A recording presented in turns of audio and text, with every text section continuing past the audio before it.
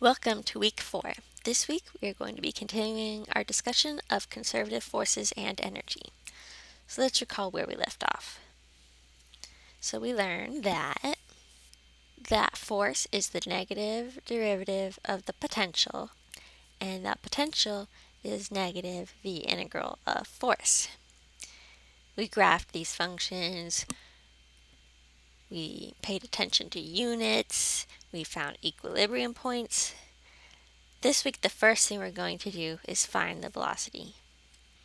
And we're also going to be talking about turning points. So here we have a problem in our notation. So I'm just following the standard convention that potential energy is a capital V, but velocity is a lowercase v. This is problematic in notation, especially when you're not writing on lined paper. It can be hard to tell apart an uppercase V from a lowercase v. The biggest hint in my handwriting is how big the V is compared to the X in parentheses next to it. So pay attention to context. I'm sorry about this unfortunate notation. Alright, so we all know that total energy, when we're only talking about mechanical energy, is the kinetic energy, T, plus the potential energy, V. And we know that the kinetic energy is 1/2 mv squared. So that means our total energy is 1/2 mv squared plus V. And we want to solve for velocity. Okay, let's do that.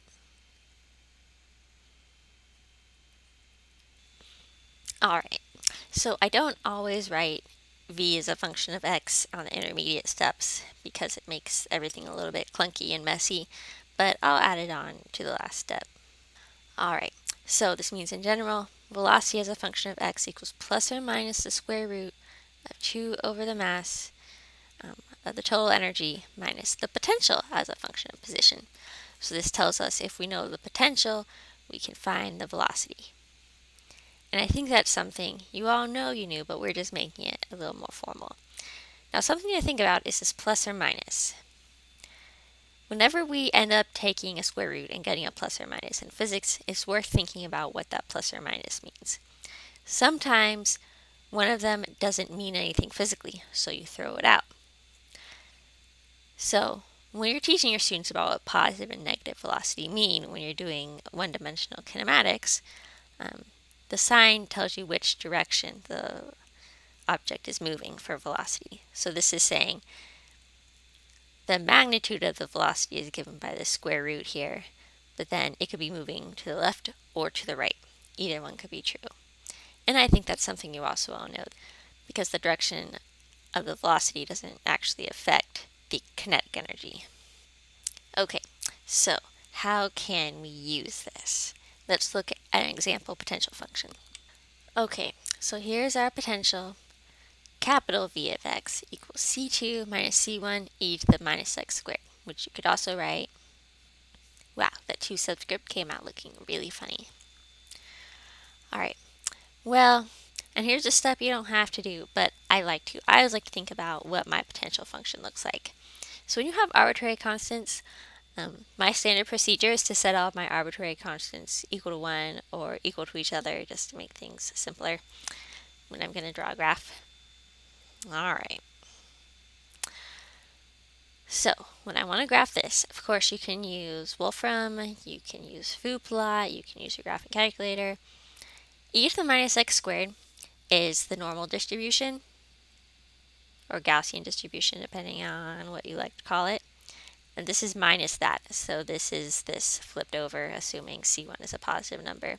And this c2 just shifts that up and down.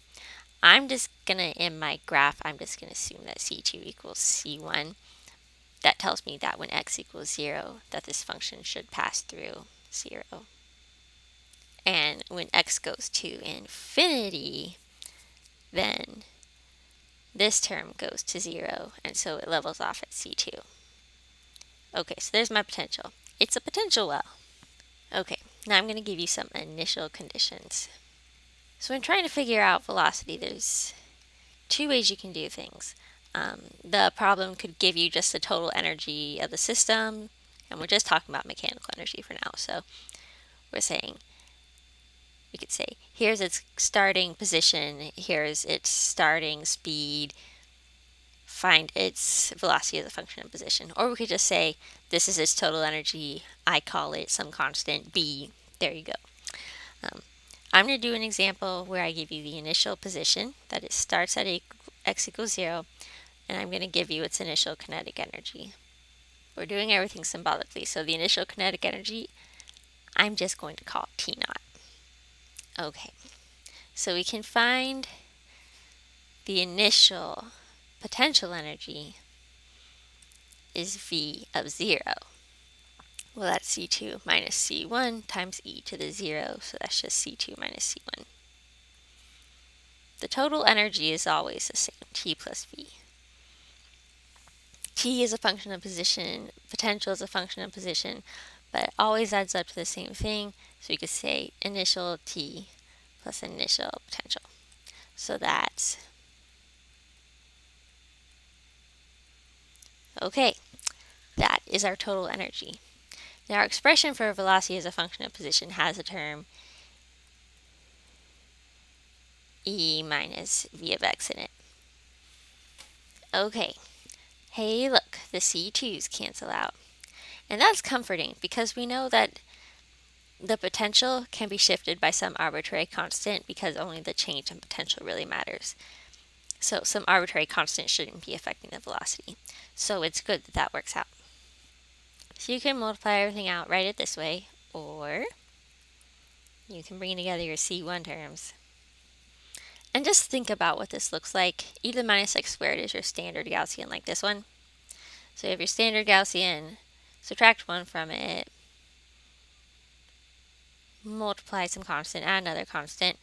It's some form of a Gaussian. All right, let's plug this into our expression for our velocity.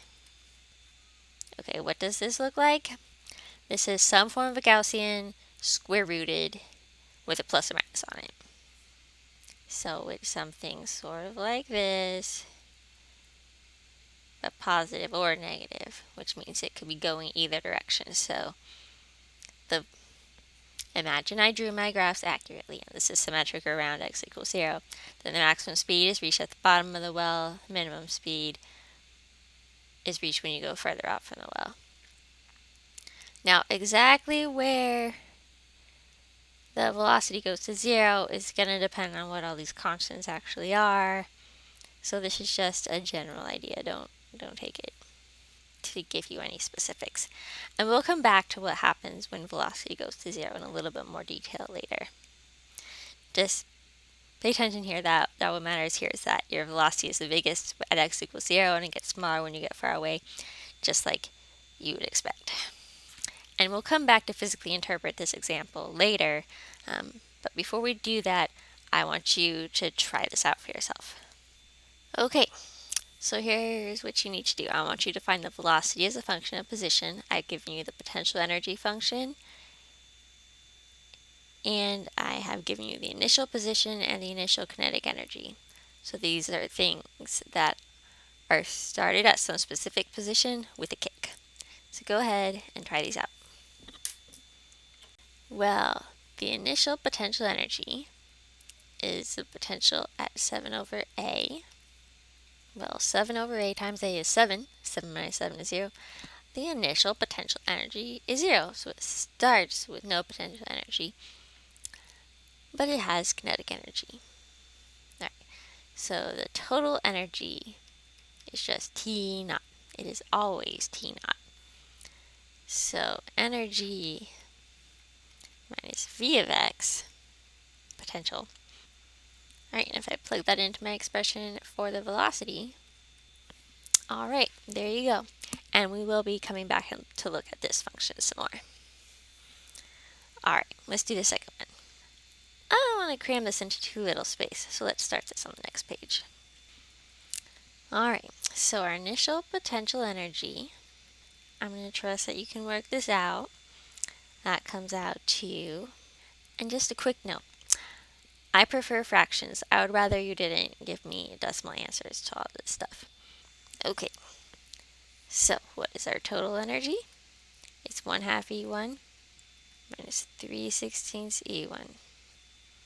If we work that out, we end up with 5/16 times E1. So E minus the potential is 5/16 E1 minus, and we can consolidate our E1. I apologize for this 4.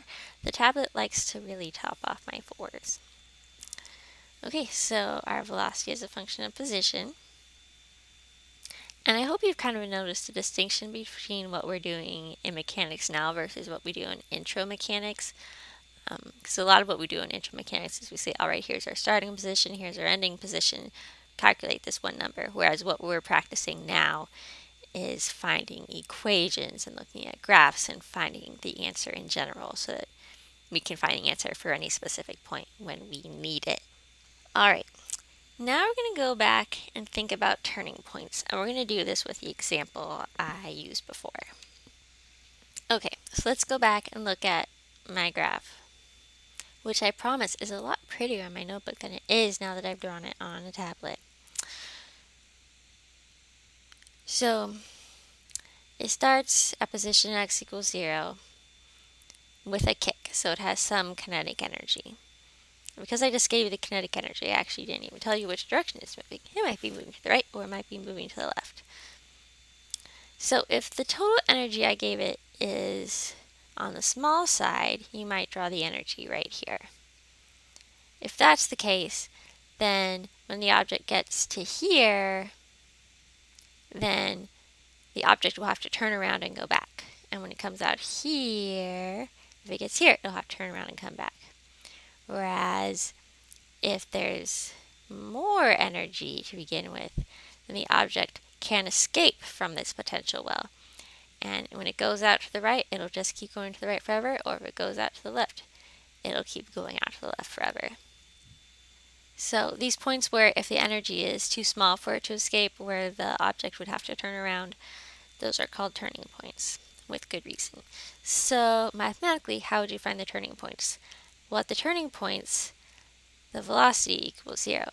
I was actually just talking to my students in University Physics 1 about this yesterday, because we were talking about an object going up a ramp and then turning around and coming back down a ramp.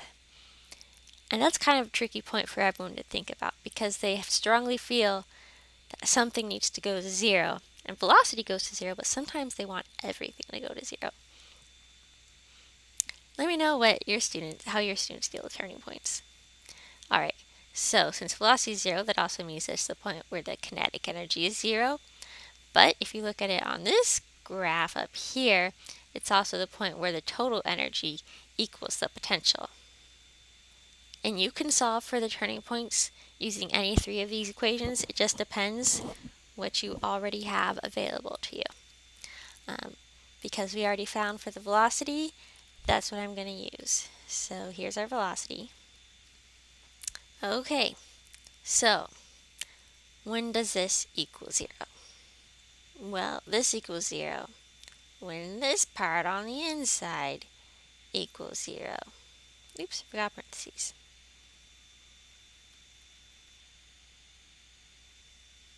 I just want to point out that you'll end up in the same place if, say, you use the total energy equals the potential. So if you said, I just noticed I forgot to finish writing this out earlier. If you set this energy, T naught plus C2 minus C1, equal to this potential, you would end up with the same spot in the calculation. Okay, let's keep chugging. Okay, I'm going to copy this over onto the next page so we don't lose our step. I'm going to take the log of both sides. Okay, now I'm going to divide the whole thing through by -1. And because of log properties, that means I can just flip over the inside of the logarithm. Now I just need to take the square root. Okay, well, what does this mean? Well, it's plus or minus. It's plus or minus. That means that there's a positive turning point and a negative turning point. If we flip back and look at our graph, we see that we have symmetric turning points around x equals 0. And then, what else can we see? Well, log does not exist for negative numbers. So when is the inside of this log negative? When T naught is bigger than C1.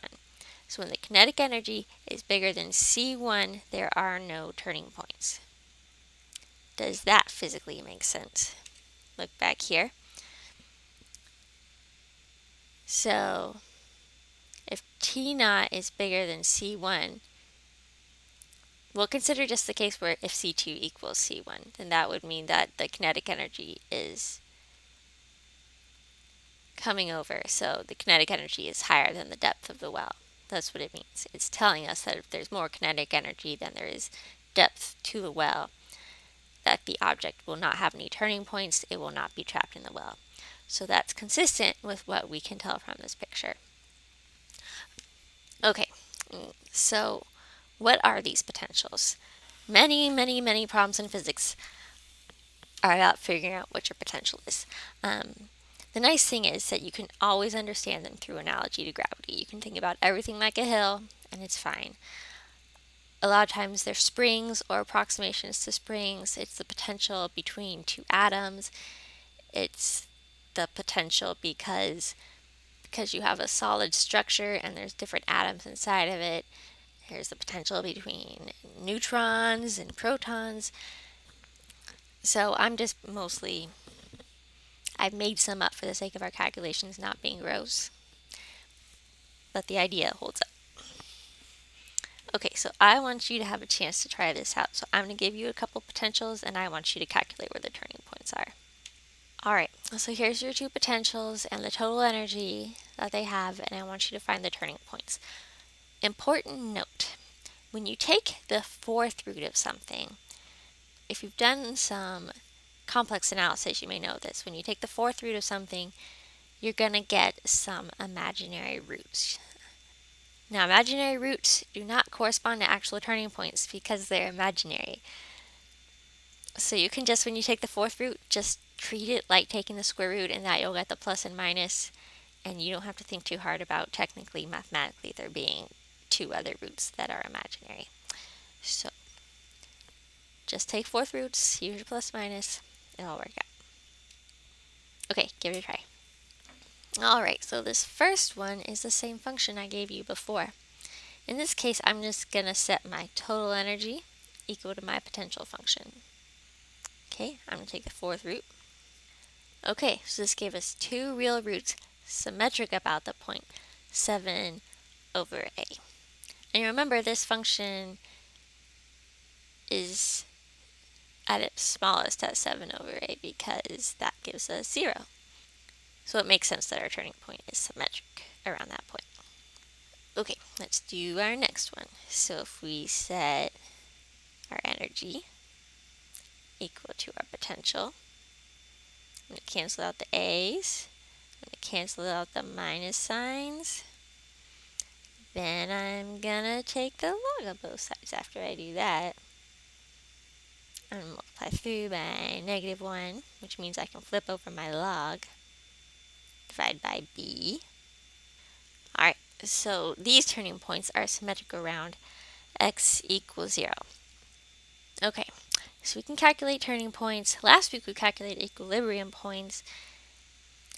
Now I want to bring this back to the pictures, and I've been kind of mentioning the plots that go to these functions, but now I want you to actually spend time thinking about the functions for what we just did.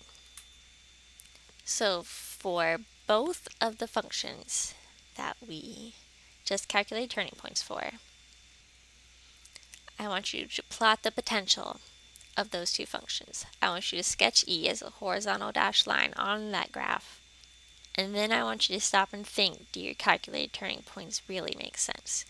Which I talked about a little, but I want to make sure you're taking the time to think about it. Okay, and when you're graphing, some of you may have very strong graphing skills and you can recognize what a graph is going to look like just from reading off the function or by taking derivatives or plugging various values. Some of you may prefer using graphing calculators, and you could use foo plot, you can use Wolfram. I don't really care what you use to graph, just get yourself there. And when graphing, if you are going to use a computer tool, the problem with constants being in there could be tricky for you because you can't type A into foodplot and it work out. When I type things in a foodplot, I just turn all of my constants into one. It'll still give you the idea of the shape. Alright, take a minute, draw your pictures, think about them. Alright, so we've got our first one. It's just something to the fourth power, but offset. Now I haven't bothered to calculate exactly where it crosses the y-axis, but I do know that its minimum is at x equals 7. So in a function like this, there are always turning points because the sides of our well go up to infinity. So in that respect, I've picked kind of a simple example. So one of our turning points is over here, and the one with the negative sign is over here. Okay. Yeah, that makes sense. Let me know what you think. Okay, let's draw the second one. So the second one isn't exactly a Gaussian, but it's in the same neighborhood of a Gaussian. And because the energy is minus a over 2, and the depth of this well is minus a, I can see that there definitely need to be turning points. The turning points wouldn't come out imaginary in this case, because they're right here. This one's the minus one, and this one's the positive one. And you can imagine if it was given an initial energy bigger than A, then it would escape from the well and there wouldn't be any turning points. In this particular function, B determines how wide the well is and A determines how deep the well is. Let me know how you're doing with coming along, getting a feel for graphing. I'm going to let you use graphing tools, even if it's foodplot or Wolfram, on your test. So if you need to use those, that's fine. But it's nice for some functions to have some idea of what they're like. So please, in the problem solving discussion, just let me know how that's going. Alright, let's bring everything together from the past 2 weeks with one practice problem. Okay, so I've given you a potential. It looks like the potential of a spring. It's got K, spring constant. The total energy is just called E1. So we're going to bring together everything from last week and this week. So I want you to find the force function. I want you to find the velocity function. Calculate the equilibrium position and the turning points. Sketch the potential function with total energy as a dashed line in there. Sketch the force function and then describe the motion and verify that your calculations are consistent with your graphs and verify that all your different graphs are consistent with each other. Okay, so I hope this helps bring it all together for you. And I've decided to go with a function that's not too hard to deal with, just so you can focus on the concepts a little bit more. Alright, give it a go. Okay, obviously there's no room to do this on this page. Let me copy the function on the next page. Alright, so force is minus the derivative of the potential. Now you could multiply all this out to take the derivative, but I'm going to use the chain rule, so I'm going to bring down the 2, that cancels with the 1/2, leave with my k. Then I'm going to knock down the power on x minus 3 to the first power. Then I take the derivative of the inside, x minus 3, the derivative of that is 1, so my force function is just k times x minus 3. Okay, now we're going to find our velocity. Well, energy minus the potential, plug that into our expression for velocity, which, by the way, you're welcome to rederive every time if you like, but if you're going to do the exact same calculation over and over again, you can save yourself some time. Alright, there's our velocity function. Now we need to find our equilibrium point. Well, that's where force equals 0, so that's where... Alright, well that's where x equals 3, so there's our equilibrium position. Okay, so I'm going to use when our total energy equals our potential to find the turning points. Okay, there's our turning points. Alright, let's go to the next page to draw our graphs. So I haven't paid too much attention to worrying about exactly where my function is crossing the vertical axis. So the turning points are where the dashed line crosses the potential function. So our turning points are symmetric around x equals 3, which is our equilibrium point. And just something else to comment on is that our velocity function is 0 at the turning points. It peaks in the middle, then it goes to 0 again at the turning points, and it's positive or negative because we don't know which direction it's going. I mean, we know it's going to be going back and forth and back and forth. And because our potential goes up to infinity on either side, there's always turning points. Nothing can escape from this well. Okay, now in quantum, of course, if you've taken quantum, there's tunneling to be concerned with, but we're doing classical mechanics right now, so we're not going to worry too much about that at the moment. Let's look at our force function. So our force function crosses 0 at x equals 3. It's positive to the left, which means it pushes to the right. It's negative on the right side, which means it pushes to the left, so objects are always being pushed towards the center of the well. That's consistent with our potential. So we have a particle that's fastest near the equilibrium point x equals 3, slows down to 0 at their turning points, and goes back and forth and back and forth. So that all works out. And again, a lot of problems, for example, the Morse potential, you can do all of this with, because that models diatomic molecules, and basically any interaction between objects you care about, you can model this way. So in modern research, most of what we end up doing requires quantum, and quantum still uses potential functions. Now, things don't work exactly the same in quantum. As I mentioned, there's tunneling, so turning points aren't quite so hard and fast in quantum, although they are on the infinite square well. If your walls aren't infinite, though, there is tunneling to consider. But those classical models can be valid in certain parts of certain models, so it's still valuable to be able to do all of this classically, because sometimes you don't need to do the full quantum calculation. The classical approximation works just fine.